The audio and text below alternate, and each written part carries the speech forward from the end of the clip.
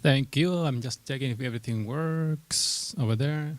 That's backwards. Okay.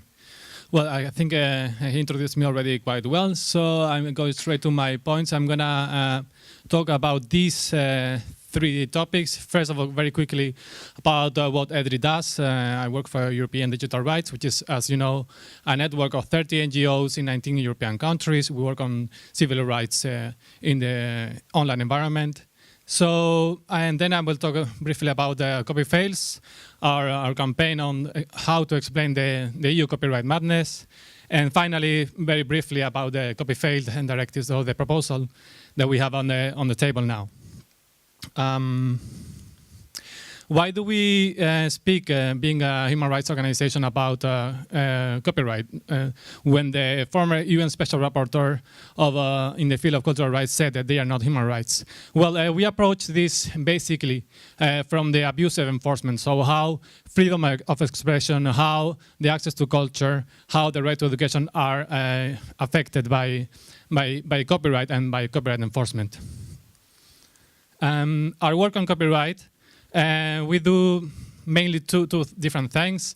You can see on the left side of the screen one infographic that we prepared when we try to explain how the INI report, some resolutions prepared by the Parliament on copyright in the Infrastructure Directive on the left, and on copyright enforcement on the right, the Svoboda report. We try to explain how the committees worked, how they provide opinions to the main report that were led by Reda or by Svoboda, respectively, and how they end up becoming a resolution. So we try to say how these things are important for citizens and how they can intervene in the process. Then on the right, you can see one of our handbooks that you can find on our website under a Creative Commons license, which explains our view on copyright and how to fix it. And we come to the Copyfails. So this year we decided, okay, we have for the first time in the creation of EDRI, the chance to provide a positive agenda. And the Commission is going to submit a proposal. And then now we have the chance of, instead of criticizing, trying to be always reactive to what others propose, now we can explain what we want. So we say, okay, let's come up with a list of 10 topics, the 10 main failures of the copyright system, but say why this is important for people, and why is this a problem, and how this can be fixed. So you can see here 9 of the main Copyfails. We added later on a bonus track on copyright levies, but these are the main topics. I will go briefly through some of them. So one of them that Teresa will explain way better than me, the issue of having a non-harmonized system of exceptions of limitations, what we call freedoms to use copyrighted works. So in the end, we end up with a crazy system where there are around 2 million ways of implementing a directive that has in the title harmonizing copyright in the information society. Well, we have a crazy system where people in Estonia can use copyrighted works for education in an educational environment, but people cannot use it in France. We have people who cannot do a private copy of the CDs they bought in the UK. So in the end, we have a broken system that is way far from achieving a digital single market. Then one of our biggest fears as a human rights organization is the push, not only in copyright, but also in hate speech issues, in child porn abuses issues on the internet, is having these private companies becoming the internet police force. So when we have a problem, instead of trying to solve it ourselves, we say, okay, let's leave out the police, let's leave out the courts. We give it to our friends, Google and Facebook, and they will solve it for us, so we don't have to care. And the police is happy because they don't have to deal with that. The company is happy because by taking off content, which might be illegal in some cases, they avoid a PR problem.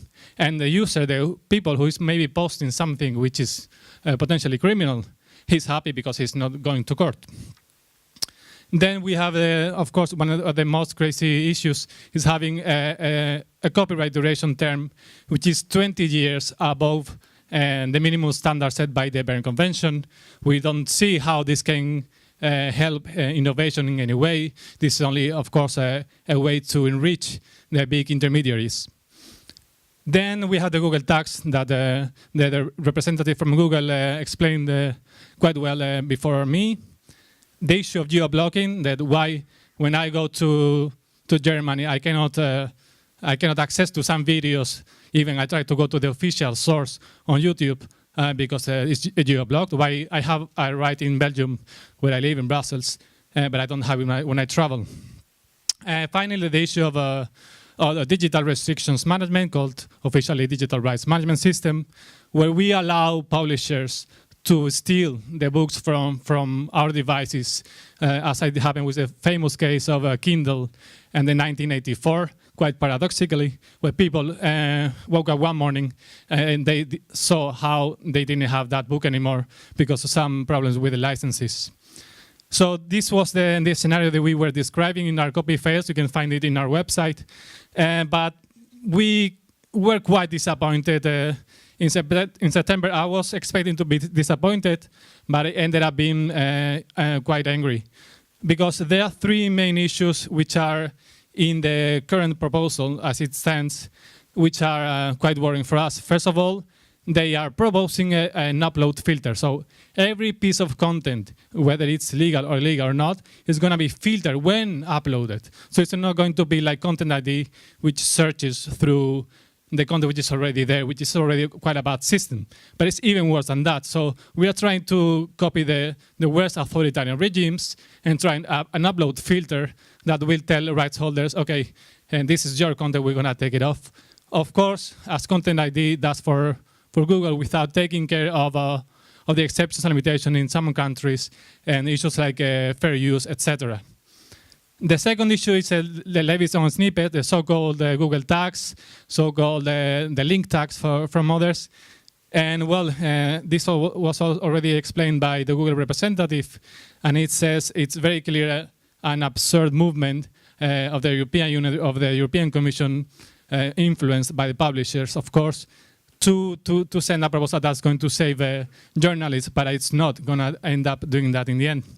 And finally, well, overarching issue is the lack of a harmonized exceptions and limitations. We're not going to have a harmonized system. We're going to have a few patches that are designed for by some companies. We have some patches for the film industry. We have some others for the music industry. We have others for the publishers. But in the end, what we will not have is a harmonized copyright system that it's fit for the 21st century, unless, as Dimi was saying before, we can get together and fight to change it. And a bit of help could be this tiny handbook that I have here. The title is Activist Guide to the Brussels Maze. It explains you how the EU system works in practice, which is very, very chaotic. I had to, even I knew how it worked before I joined EDRI. I had to read it quite often because it's quite useful, and it explains you how all the craziness of the committees, of how you need to influence when at each stage of the process. So please pick up one copy. If not, you can also go to our website and get the digital one. Well, that's all for me, but we can speak a bit more later. Thanks.